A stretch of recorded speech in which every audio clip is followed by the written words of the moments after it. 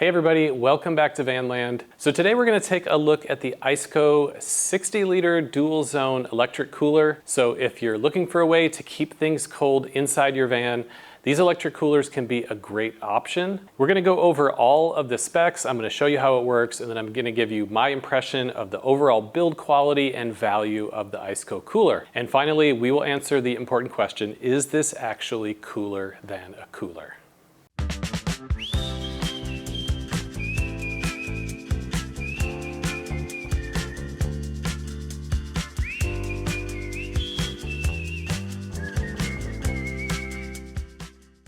Since the invention of the electric portable coolers, you now no longer have to use ice to keep your food cold, which is a huge benefit, obviously, because you're not having to empty out the melted water, and also your food is not getting wet. So this ICECO is a 60-liter dual zone, meaning it has two different compartments and you can change the temperature of them independently. Now, if you've just purchased your van and you want to get out and use it, but you don't have it all built out yet, one of these electric coolers may be one of the first things that you consider buying. It allows you to obviously store food in it, so you don't have to constantly be eating out. You can prepare your own food. And also, they make a great bench. This is right about at sitting height. It's actually elevated right now, but if you put it on the floor, it's at sitting height, so you can use it as a place to sit if your van is totally empty. So let's first take a look at the specifics of this unit. So first of all, it comes with this insulated cover, and this is something that you would use if you're putting this like in the back of your truck or somewhere where it's going to be exposed to sun. It keeps the heat off of it, it keeps the cold in, but this is not something I would use inside the van because it just makes it a little bit harder to get to the food. So I'm going to start by taking this off so we can see everything that's inside of the cover. So these coolers come in a couple different colors. This one is kind of a dark olive green, and the compartments here are two different sizes. They look the same from the top, but on the inside they're slightly different because this side has the compressor inside it. But this is currently set up as the refrigerator side at about 35 degrees. And one of the nice things is that they do come with these little wire baskets, so you can pull your food out and get to it on the countertop and easily set it back in, fill that up, and then you have another basket that you can fill up and set in without crushing the food that's below. It has a nice seal on it here and a very thick lid. So once you close it up and latch it here, you're not going to be losing any heat getting in or any cooling through the seal. This side we have set up as the freezer right now, and I've got it all the way down to about 0 degrees. So this also has a wire basket in it. And so you can put your ice cream or whatever in there, set it in, and then you still have another shelf to put other things in the freezer. And the overall build quality of this is really nice. I would say it's like a mid quality in terms of the build. I've seen ones that are built nicer, but they're also quite a bit more expensive. So I think in terms of the price point for the ICECO cooler, it is a good quality for what it costs. Has these nice spring-loaded handles on the side. And those are great because as soon as you put it down, they go in flush with the side of the unit, so you're able to slide it in without anything protruding on the side. And it also has these kind of plastic bumpers on all the corners. This will tend to get banged around a lot if you're using it inside a van, so they put good protection on it, so you can use it without worrying about it getting damaged. So here are some of the features that the cooler comes with. There are lights in each side, which is really great. You don't have to have lights on if you want to get in here at night and get a snack. There's one in each side. Here is the control panel right here. It gives you the temperature controls for each side. It also tells you the voltage that you have on your battery, and you can set some other things in here that we're going to talk about in a second. So on this side here, we have the power inputs. So right now we have it plugged into a 120 volt outlet. You can also run it off of 12 or 24 volts through the DC cable that's provided. And the DC cable is going to plug into your cigarette lighter adapter in your vehicle. So if you buy this, as long as you have one of those in, you can get this thing running right away, which is great. And then here we have the air intake, and then here is the air exhaust. So those areas do need to be kept clear of any obstructions because the air needs to flow in here and out here. So just take that into consideration if you're planning where to put this in your vehicle. So here's how you set the temperatures and the other settings.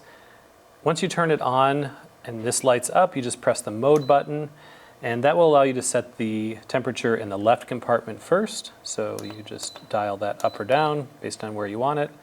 Press the mode button again, and it gives you the right compartment.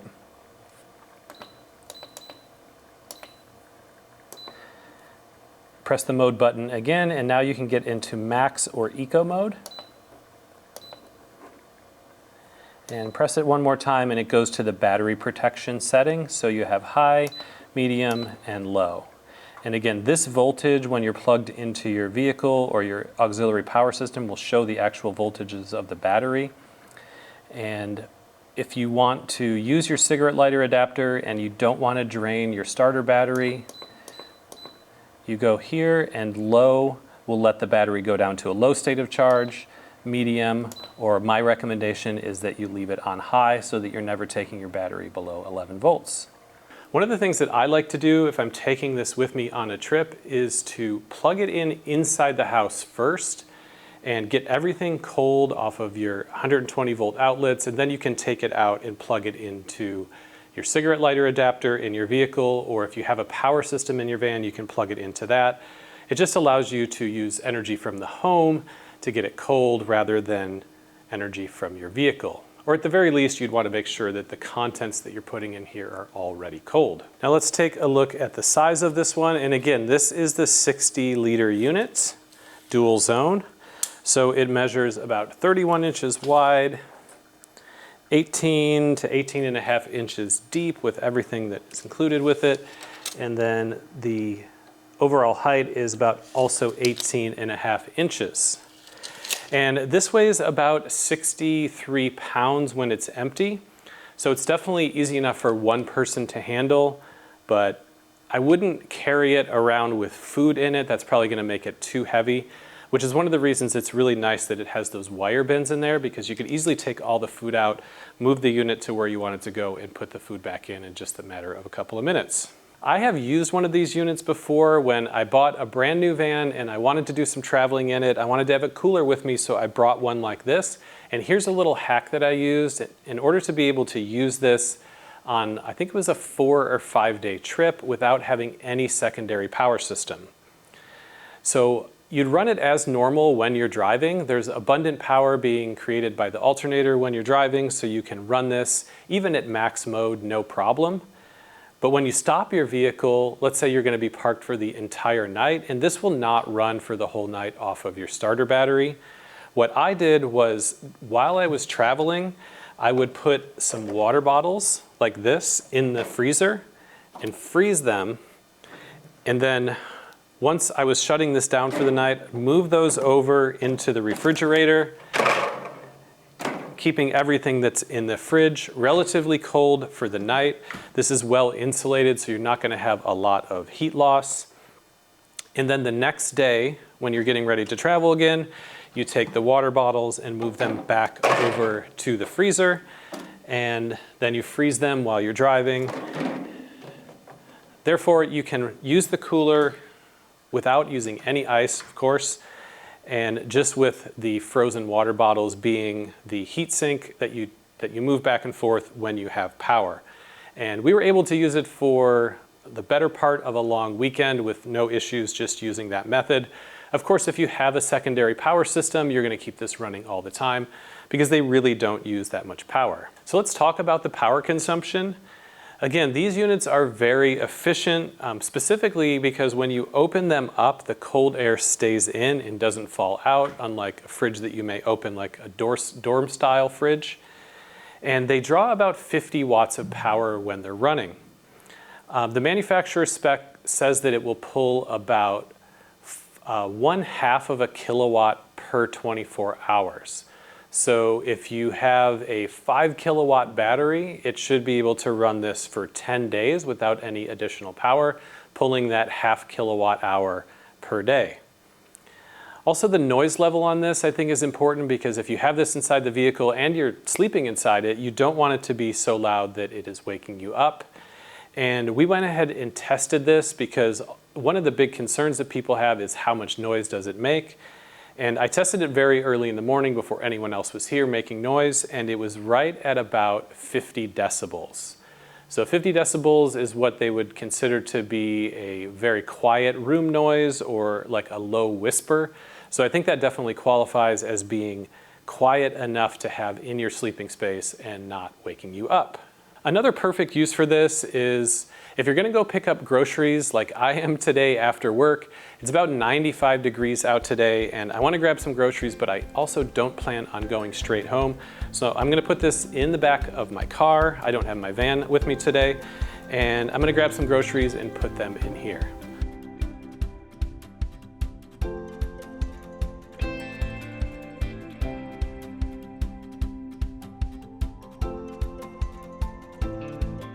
All right, we are all loaded up with a small basket of groceries. I'm kind of a small cart guy. Let's go load this into the cooler. Then I can go play 9 holes of golf and not worry about this stuff getting hot.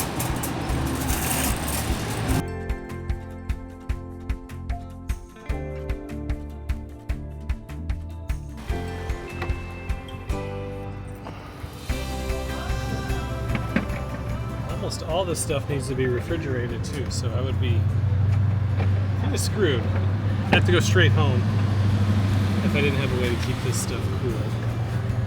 One thing I'm going to do before I leave is switch this compartment over to refrigerator. It was on freezer, but I have a bunch of fruits and vegetables in here, and I don't want them to get frozen, or my parsley to get frozen and turn black. So that's the nice thing about this. Depending on what I'm doing, I can set the temperature however I want. Usually go like 36. And you can see here, now that I'm running off the car, it has the voltage, which is at 13.8. So now both of those are on refrigerator, and we're good to go. So one of the things that I absolutely love about this cooler is that it maintains all of your last settings after it turns off. When it comes back on again, all of the settings that you had previously put in are there. So I've got it in the back of my car right now, and after shutting down the car, it will turn off after a little while. But the cool thing is, as soon as you turn the car on, it comes on automatically. You don't have to push the power button, and it goes back to all of the settings that you had previously put in. So I think this is just brilliant by ICECO. And as a matter of fact, if it didn't have this feature, I don't know that I would want this cooler. It's that important.